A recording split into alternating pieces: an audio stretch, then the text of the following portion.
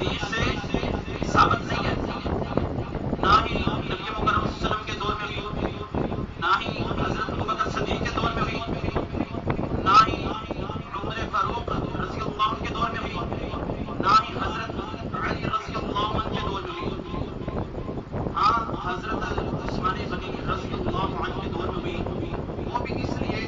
صحیح بخاری کے اندر حدیث 916 نمبر کہ کثر الناس، لوگوں کی اکثریت کی وجہ سے، یعنی کہ مدینے میں جو لوگوں کی تعداد زیادہ ہو گئی تھی اس وجہ سے وہ اذان دیتے تھے بازار میں دوسری اذان، یعنی کہ لوگوں کو اذان سنائی دے دی. تو محترم بھائیوں، اگر کوئی بندہ دوسری اذان